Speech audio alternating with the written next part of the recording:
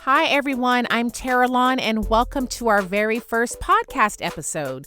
I'm here today with the incredible Lisa Canning, who is a mother to 7 children ages 10 and under. But get this, she's pregnant with her 8th child. Yes, let that sink in for a moment. She's also a parenting, lifestyle, and interior design expert who's been featured on several TV shows, including Buying and Selling with the Property Brothers and Marriage Under Construction. Through various methods, she also helps mothers design their own lives. On this episode, we'll be talking about how to love a person with depression or other mental illnesses, and Lisa will be speaking from her own experience with coping with her husband's depression and anxiety. I pray you are encouraged and inspired. Hi, Lisa. Can you just give us a little glimpse into your family dynamic? Yes. So we've had 7 children in basically 9 years. So my oldest is 10 years old. My next one is, I always have to think really hard. My next one is 8. My next one is 7. And then I have a beautiful 5-year-old, a 4-year-old, a 2.5-year-old, a baby girl who just turned 1, and then I'm 4 months long. So essentially every 18 months to 22-ish months, I have had a baby, which is very interesting. So as a result, I've had to get just so ninja strategic about what it looks like to work or what it looks like to go back to work, what maternity leaves look like. And so the dynamic of our family is very wild, I would say. I have children of all kinds of different temperaments. So I have children who are very outgoing. I have children who are very quiet. I have children who are deeply sensitive, and I have children who, really can let anything roll off their back. So it's really interesting to navigate all the different personalities, all the different interests. And what I've learned really is that the best thing, and this goes for, families of any size, is just honoring people's individual personalities and not trying to necessarily parent in a collective. That's probably been the biggest gift of having so many children, that I've been sort of quote unquote forced to learn really quickly. Well, it's funny that you mentioned the personality types, because it can get very frustrating. Let's say if one child, maybe they have the dominant personality trait, and then another one is a total opposite, and they just go with the flow. They do everything that you say, but the other one wants to challenge your rules. And you know what I mean? It's like you have to just recognize that they're different, and they do both bring, or they all bring, different gifts and strengths to the relationship. And even though there's weaknesses that you need to correct, but I think it's important to, get to know the kids as far as their personalities too, and your spouse, of course. Oh, 100%. This is why I'm really obsessed with personality assessments, and there's many out there. One of my other favorite ones is StrengthsFinder.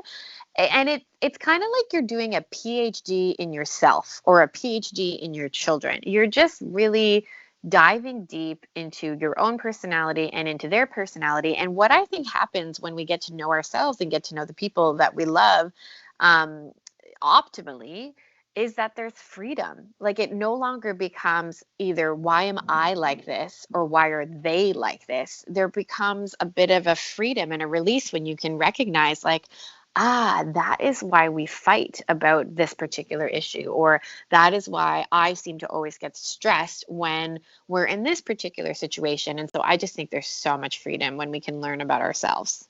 Absolutely. So, in speaking about, just going back to your husband, Josh, his depression, he has depression and anxiety. Is that correct? That's right. Okay. Now, what made you go public with this information? That's a really interesting question. I think it was part circumstance. So we have a thing up here in Canada called Bell Let's Talk. And essentially it's a campaign put on by a major corporation around ending the stigma really around mental illness. So they started this campaign a few years ago featuring sports athletes and famous celebrities and whatnot, really just being very honest and open about their struggle with mental illness. And I remember The first year that they did it, it really impacted my husband. So he had been dealing with depression, a very deep depression. I want to say the same year, or maybe it was the year previous, but it was still very new and very fresh. And we had no idea what to do with it in our marriage. Didn't handle it in the most graceful way. And when this particular special went on, when this particular day went on up here in Canada, I just remember watching a big light bulb happen in him where he felt suddenly less alone, where he felt less shame. It was a sports icon who was talking about his mental illness. And so I just remember watching Josh, kind of realize like this is not something to be ashamed of. This is a medical condition I have. And so I remember the next year when Bell Let's Talk happened again, that's when I was like, you know what, I would like to also have, I guess, a bit of this aha or awakening where there was no shame. I felt so much like not shame about my husband, but shame around like it was like this deep, dark secret. Like I was carrying something and no one else could find it out. And so I was sort of desperate to get out of that. And I knew that with the things that I had learned in my own journey, learning about what is mental illness and watching my husband's journey and again, his own ahas, I was just like, it's time to tell my story. And it was more about helping others, absolutely. But to be honest, just in myself, admitting as well that this is a health condition. This is not anything to be ashamed of. And that was really the beginning of our story of developing and growing and sharing it in real time. So I would say that we have been sharing our journey as we have been growing as a couple who tackles mental illness together. And I think that's the biggest change is that we tackle mental illness together. And how soon into your marriage did you discover that Josh had depression? Yeah, so, before we got married, he had shared with me parts of his past naturally, as you get to know people when you're dating. And he had shared with me that he had experienced a deep depression when he was a teen.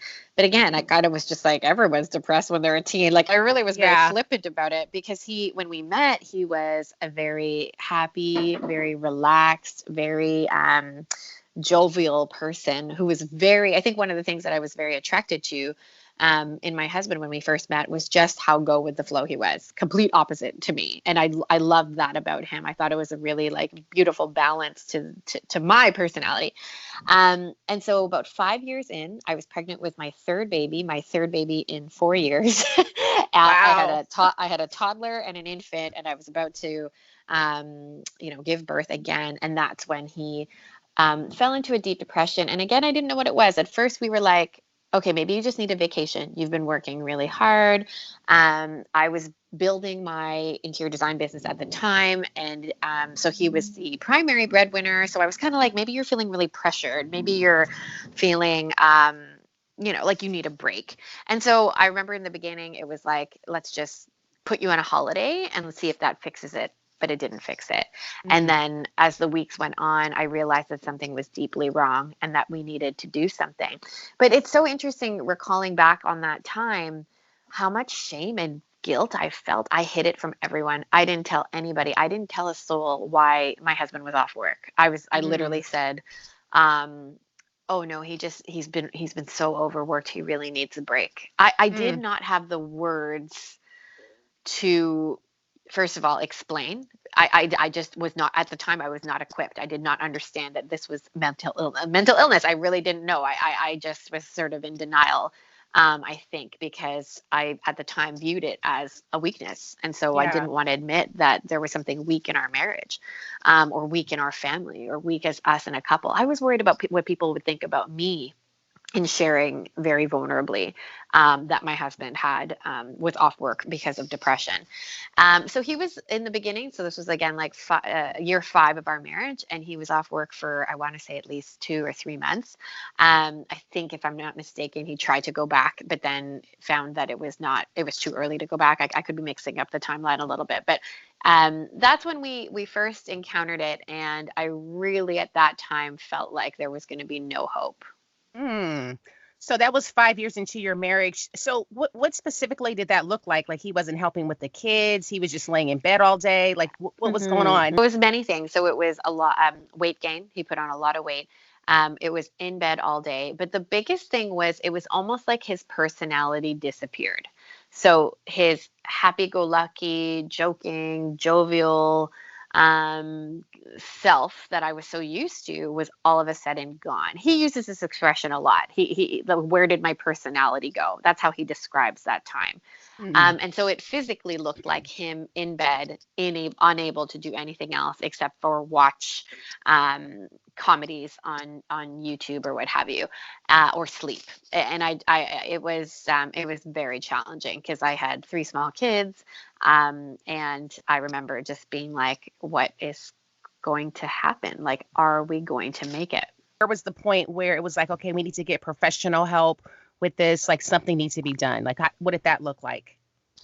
Yeah, so in a way, like it was, I'm grateful that he had so much experience in the past. So he had that deep depression as a teen. And so he was, I want to say, fairly regularly checking in with that same psychiatrist who treated him the first time that depression came. So it actually, once I realized, okay, this is something more serious than just needing a break, like days upon end of not being able to get out of bed. This is something very serious. We kind of, it didn't take much for us, I think, to get him help.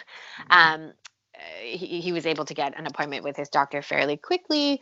It was overwhelming for him, I would say, in the beginning to just sort through that. But it wasn't because he was already familiar with the process. Getting him help was not such a huge mountain to climb. What I would say for myself was it was myself getting help. That was a huge mountain to climb. Again, as I shared with you earlier, I had sort of been the story I had in my head about weakness was that you just dealt with it. You don't need to go to a doctor. You don't need to do, anything like no, you deal with it and you don't talk about it and you just suck it up and you continue on with life as if nothing is wrong. That was the story I had told myself about any kind of suffering or any kind of setback. And so for me, I realized that I had so many emotions. I'm getting emotional just talking about it because I remember how lost and alone I felt and how truly like I felt like nobody understood. And so it took me a lot of soul searching and courage to admit that I also needed to see a counselor. I also needed to see somebody to help me process the experience, understand it better. And that's when I would say that I had like the massive ahas, that I realized and recognized that mental health is health. Like if somebody broke their leg, they would go to the doctor, they would get a note, and they would be off work, for example, or they would be on, modified life. They'd have crutches and that would be it. It would be completely a reasonable thing for them to do. I had to have this huge mental shift that mental health is health, and that the same way that you can break your leg, you can have an illness that involves your brain. And so chatting with, I started seeing a regular counselor. I did some psychotherapy of my own as well. Learned that I had a lot of issues that I needed to resolve that were really helpful in our marriage and in parenting. And really I think nobody needs to suffer alone.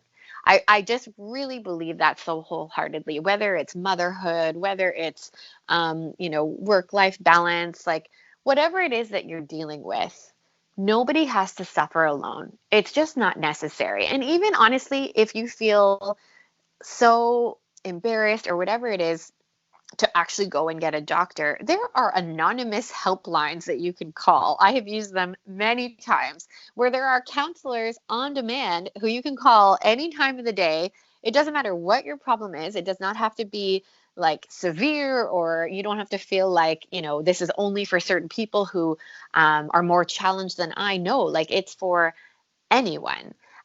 Those kinds of support systems exist in North America, like very Right. readily available. Yeah. And so I just really like that. That's why I continue to write about this topic, and why Josh and I continue to create videos on this topic, because I just believe that nothing happens when we suffer alone. All that Hmm. happens is that you like become worse and worse. You prolong the discomfort.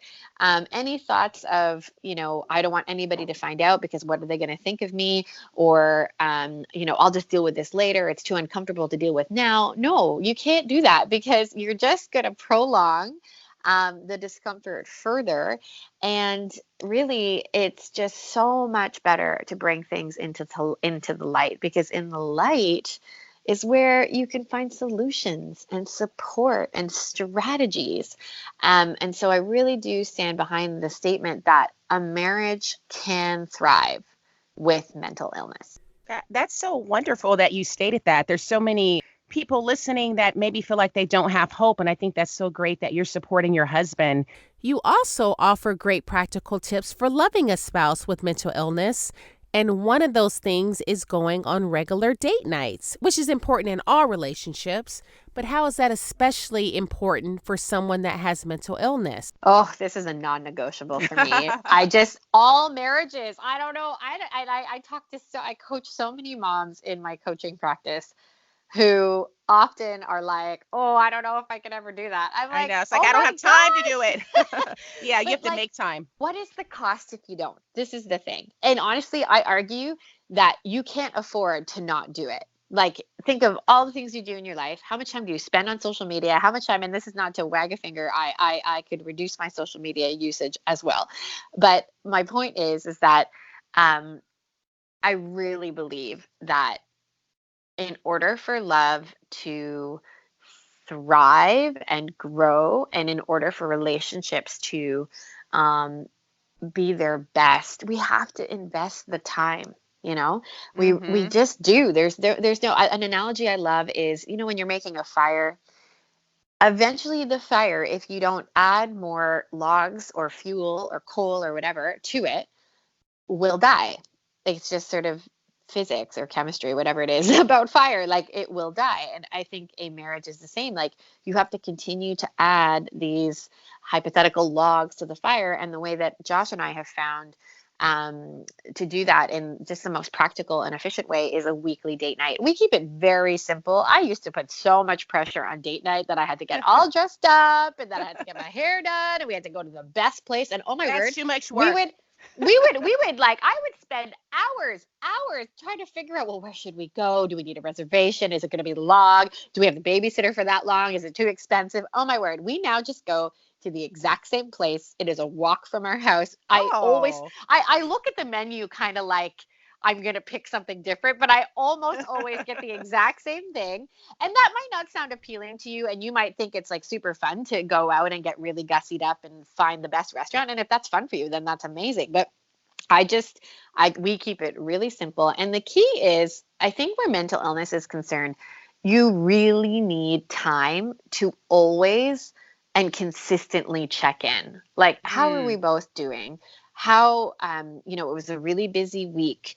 What is this triggering? Mental illness is very trigger based. Things can trigger mental illness in like 2 seconds. So like, it could be a child all of a sudden screaming because, and how often does that happen? A lot if you have small children, like yeah. that can trigger, anxiety or mental illness in various ways. Mess can trigger, unpredictability can be a trigger. And so when you have a predictable break, I really believe that that is a necessary tool in the toolbox, regardless if mental illness is present in your marriage or not. The thing is, we all have a threshold of anxiety. Everybody does. Like Hmm. regardless of how healthy your mind is, or how healthy you are in your ability to respond to that anxiety, we all get to a point where we're going to snap. I use this analogy a lot, like an elastic band. Um, Anxiety is kind of like an elastic band where you can stretch that elastic band. And somebody like me, who is very, choleric, dominant, likes things Hmm. my way, very go, go, go, I can stay in a position of a stretched elastic for a long time without it snapping. I can just sort of mentally adapt, physically adapt, emotionally adapt. I turn things into a game. I can adapt for a long time in this period of stretched. And eventually I will pop, but like I can stay in a stretched elastic band position for a long time. Whereas my husband, he goes from not stretched to completely stretched in like 2 seconds, and then he does not have the same length of time or ability to stay in that stretch position. For me, that's the best analogy for mental illness. We all have different thresholds in how stressed we can be and for how long. And a regular date night for me is just like a perfect way to say, we are having a break. We do it midweek because I just found for the rhythm of our life, it's like the perfect time. I found waiting till the end of the week, it was almost like too long and we'd be too stressed out. And it just is like a perfect pause right in the middle of the week. Yeah, I love that, the analogy just before the being stretched. I think that's a great helpful tool to help people just kind of visualize, what the emotional disconnect could be for someone or even for themselves. And then another thing that you mentioned that was helpful for you in your marriage was reminding that person of who they are. This is huge.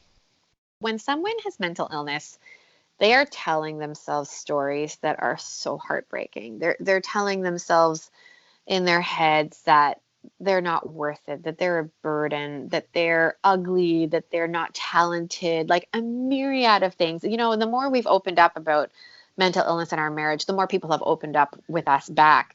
And it's been so interesting to hear the stories that people tell themselves about them not good parents, not good, not good at their jobs. Just, it's heartbreaking. And I really do believe it is the role of the person who supports someone with mental illness to remind them of who they are, to remind them that these stories are just stories in their head, that they're not true, that they are loved and that they are cared for, and that they are valued. There's another beautiful phrase that a friend of mine who also supports a spouse with mental illness shared with me, and I apologies, I don't know the author of this poem or if it's anonymous, but the notion that I would choose you again and again. This part always gets me emotional.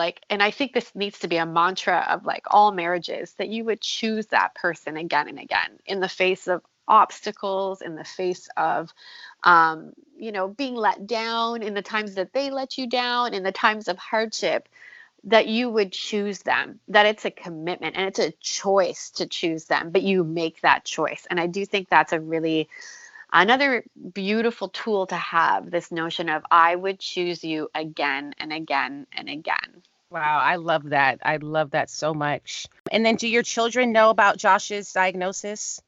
This is a great question. So our oldest is 10. Our oldest is very intelligent, and I'm beginning to see that he is probably very close to the point where we could be a bit more transparent. I mean, age appropriate transparent, but a bit more forthcoming, if you will, with him.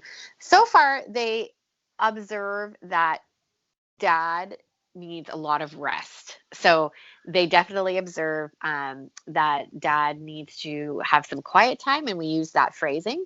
Daddy just needs some quiet time, so he's going to go rest in his room. We use that phrase with our children too. I think you need a little bit of quiet time, and that's the language we are currently using. But I'm beginning to quickly realize that we're embarking on a new phase of parenting, where I think with our oldest child, we will start to become a bit more just descriptive, to be honest, with what mental illness means. Yeah. And I could see how at that age, they might start being a little bit more inquisitive as far as what's going on.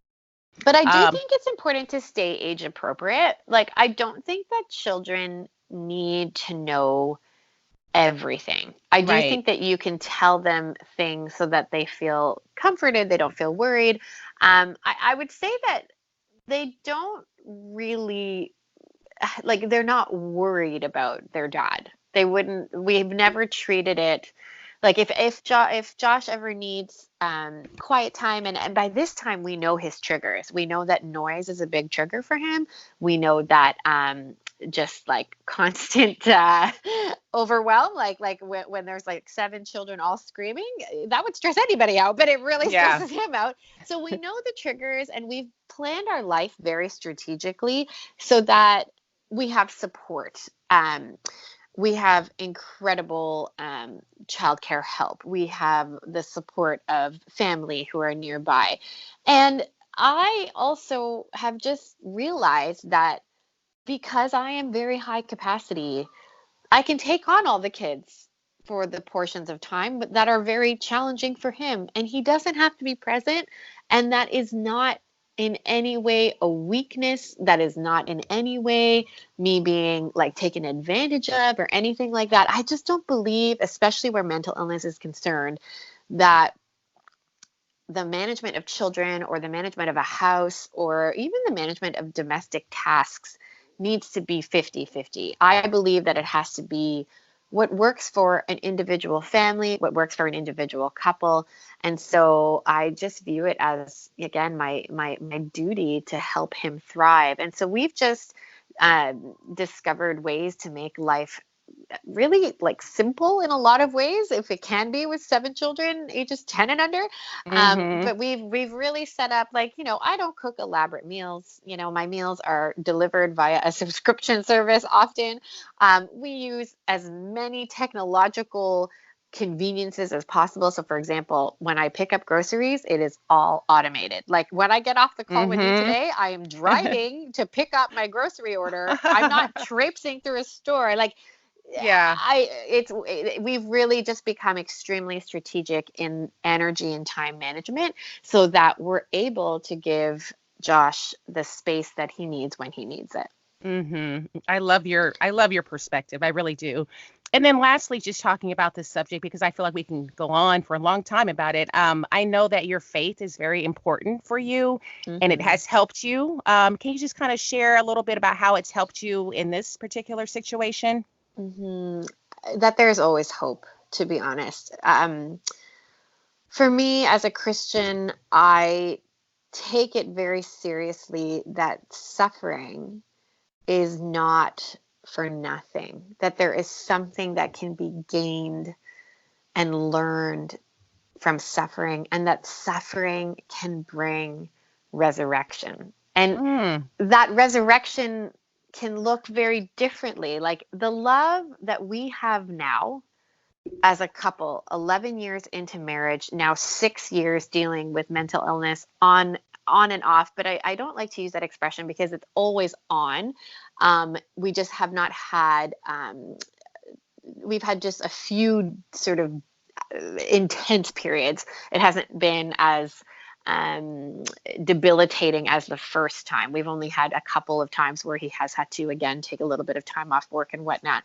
But I really do believe at the point we're at now, we have designed our life in as many ways as we can so that he doesn't have to feel so pressured when it comes to work and all these things. So I'm very proud of that. But that has come out of deep suffering. Like we would not be at the point we are now without the suffering that we went through. And my faith definitely informs that suffering can bring about goodness, even though at the time you might not feel like it. And so that's why I just really feel like if we can do this with almost 8 children and both of us doing work that fulfills us, like both of us pursuing our personal goals and dreams at the same time, I just really believe that there is hope for anyone, regardless of how desperate you might feel at the time. For more on Lisa Canning, please visit her at lisacanning.ca. Thanks so much for listening to Time Out with Tinseltown Mom. If you liked what you heard today, please be so kind and rate, review, and subscribe on iTunes or wherever you listen to podcasts. Until next time.